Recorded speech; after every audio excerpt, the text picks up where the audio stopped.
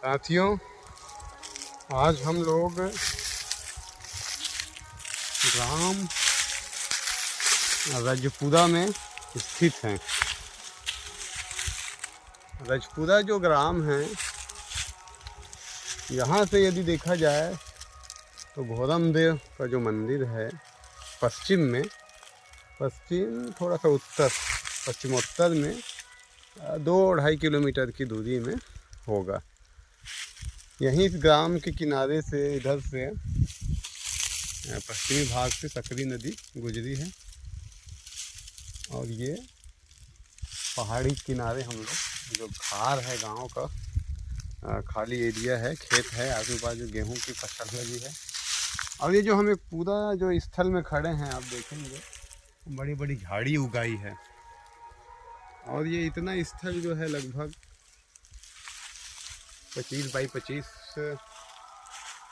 40 वर्ग फुट का लगभग एरिया है। इसमें महत्वपूर्ण है, पुरातात्विक दृष्टि से ये महत्वपूर्ण स्थल है, इसलिए क्योंकि यहाँ पर देखिए, यहाँ पर सती स्तंभ हैं। देखिए बहुत सती स्तंभ है। ये एक पुरुष और एक स्त्री है। और ये जो हाथ है, चांद और सूरज का बिंब रहता है और ये हाथ में चूड़ी रहती है। मतलब ये जो पुरुष है जिसका निधन हुआ है, उसकी पत्नी है, हाथ जोड़े रहते हैं और हाथ में मातुलिंग या कमल का कई बार रखा भी रहते हैं।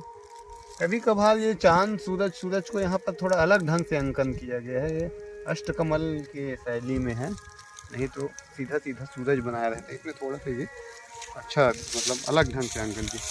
ये बहुत बड़ा देखिए एक प्रस्तर खंड है, ईंटें बिखरे हुए हैं जगह जगह, देखिए ईंट है।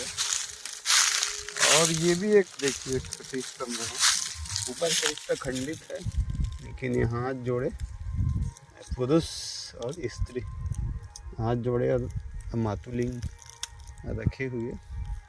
पुरुष का आप अंकन देख सकते हैं, जुड़े जो साइड में किनारे हुआ है।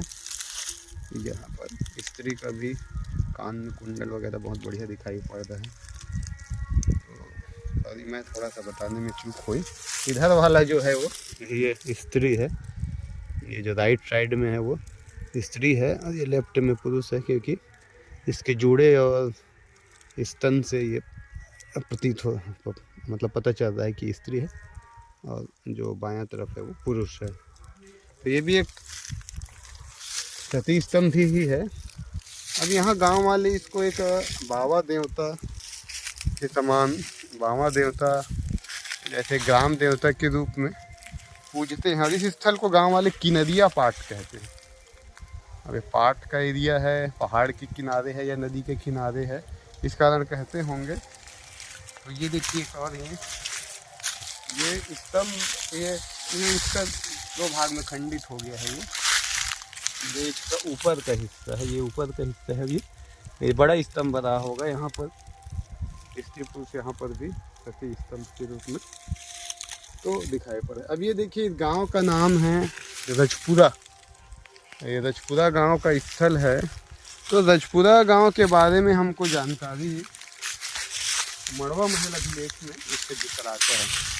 रामचंद्र बड़ी नागवंशी जो 24वें राजा थे रामचंद्र, उनका जो मड़वा महल अभिलेख है विक्रम संवत 1406 यानी 1349 ईस्वी का, उसमें जिक्र आया है कि रामचंद्र ने एक रामेश्वर शिव मंदिर का निर्माण करवाया, यानी मड़वा महल। जो रामेश्वर शिव मंदिर का उल्लेख आया है, उसके बाद में स्थानीय समुदाय द्वारा मड़वा के सादृश्यता, विवाह मंडप के सादृश्य के कारण उसको मड़वा महल कहा जाने लगा।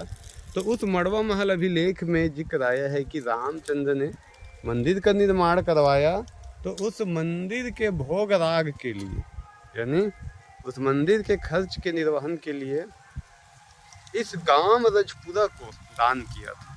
यानी इस रजपुरा गांव से जो आय प्राप्त होता रहा होगा, उस मड़वा महल शिव मंदिर के खर्च के निर्वहन के लिए उपयोग में आता होगा। इसलिए यह गांव रजपुरा है वो ऐतिहासिक दृष्टि से महत्वपूर्ण है। अब ये जो हम इस स्थल में खड़े हैं, ये जो पूरा दिखाई पड़ रहा है टीले नुमा स्थल है। गाँव वालों ने आसपास खेत बना कितना बड़ा स्थल को छोड़ दिया है। और यहाँ पर चूँकि बहुत सारे ईंटों के अवशेष है, जिसकी जगह जगह ईंट है, बड़े बड़े ईंट हैं, इस तरह के ईंटें हैं बिखरे हुए, तो यहाँ पर कुछ तो संरचना रही होगी। अब गांव के लोग शादी वगैरह में दौतेला वगैरह आते हैं तो दौतेला के रूप में उसको बाबा देवता या दौतेला के रूप में पूजा करते हैं। तब ये स्थल क्या रहा होगा। एक और देखिए, एक नहीं दिखा पाए, एक और स्थिति है, ये जो हाथ जोड़े खंडित हो गया है। अब ये सती स्तंभ का हिस्सा तो नहीं दिखाई पड़ रहा है, ये जो भी रहा होगा तो बाकी हिस्से से प्राप्त होने पर ही पता चलेगा। नीचे जगह जगह में अब एक्चुअली में ये स्थल क्या रहा होगा तो कह पाना तो कठिन है, लेकिन यहाँ पर 1 2 3 स्पष्ट सती स्तंभ हैं और ईंटें हैं। तो कहीं ऐसा ना हो कि ये कोई सती चौरा वगैरह रहा हो, यहाँ पर सती चौरा जैसा कोई स्थल रहा हो। यहाँ पे सती जो हुए रहे होंगे स्त्रियाँ, उनके सम्मान में, ये सम्मान में तो बनाते ही थे सती स्तंभ। हो सकता है इसी स्थल पे ये उसको इन स्तंभों को रखा गया रहा होगा, ऐसा जान पड़ता है। स्तंभ दूसरी जगह से भी आ सकते हैं, क्योंकि भोरमदेव से बहुत लगा हुआ है तो ऐसा लगता है कि स्तंभ मूल रूप से यहीं पर लगे रहे होंगे। तो ये सती स्थल जैसा कोई हो सकता है, क्योंकि मंदिर वगैरह रहता तो हमको कुछ और चीज़ें दिखाई पड़ती, स्थापत्य खंड वगैरह तो नहीं दिखाई पड़ रहा है। तो हमको प्रथम दृष्टि ये सती चौरा जैसे कोई स्थल जान पड़ता है। अब सती होने वाली जो स्त्रियां हैं या जो पुरुष हैं, सामान्यतः राजपुरुषों में ये प्रवृत्ति अधिक रहती थी सामाजिक मानदंडों के निर्वहन का। लेकिन हम भोरमदेव के बहुत सारे सती स्तंभों में देखते हैं कि सती होने वाला जो व्यक्ति है वो कृषक वर्ग का, शिल्प वर्ग का भी होता है। तो केवल राजपुरुष के ही होते थे सती, ऐसी बात नहीं है, अन्य वर्गों के भी सती स्तंभ वहाँ प्राप्त हुए हैं। ये बहुत ही सुंदर जो है, स्त्री के गले का जो आभूषण देखिए, कानों का कुंडल, पुरुष का भी, और ये जोड़ा बांधने का जो स्टाइल है वो अलग है, बहुत विलक्षण सा लग रहा है। इस प्रकार का ये स्थल आप देख सकते हैं। हम लोग यहाँ पे खड़े हैं, यहाँ पे मैं और श्री महेश आमदे सर यहाँ हैं इस स्थल में। बहुत भव्य है ये स्थल, सती स्तंभों को देखिए, बहुत ही बेहतरीन है। ये तीनों एक बार और दिखा देता हूँ, बहुत ही बेहतरीन ढंग से ये। और ये यहाँ पर ये खंडित है, आसपास पूरे पहाड़ हैं। इधर जो दिखा रहा हूँ, हम जो स्थल खड़े हैं उसके पश्चिम में ही सकरी नदी बहती है और पश्चिमोत्तर इधर यानी कि तो भोरमदेव का शिव मंदिर है। ये पूरा खेत है इधर आसपास।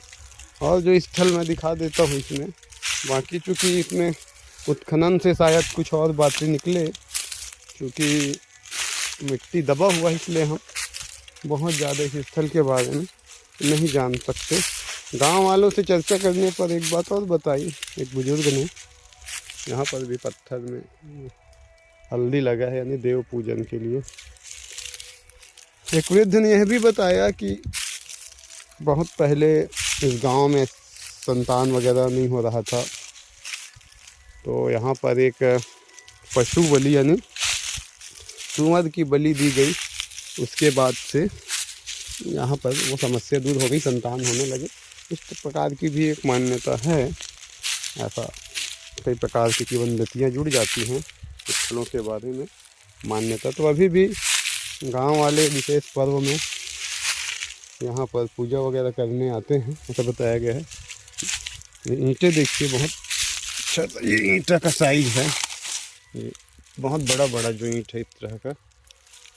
इस प्रकार इधर पूरा खेतों के बीच जाहिर है उस समय जगह जगह इस प्रकार के स्ट्रक्चर हैं जो उत्खनन से यदि किया जाए तो शायद कुछ और बातें इसके बारे में पता चले। ईंटें तो काफ़ी पर्याप्त मात्रा में, ईंटों के जो हैं काफ़ी बिखरे हैं। सूखे पत्तियों तो कि पतझड़ का समय रहा है तो उससे भी ये झड़ के आ गया है। तो ये है रामरजपुरा का किनरिया पार्ट जिसके बारे में हमने अभी आपको बताया। फिलहाल इतना ही, धन्यवाद।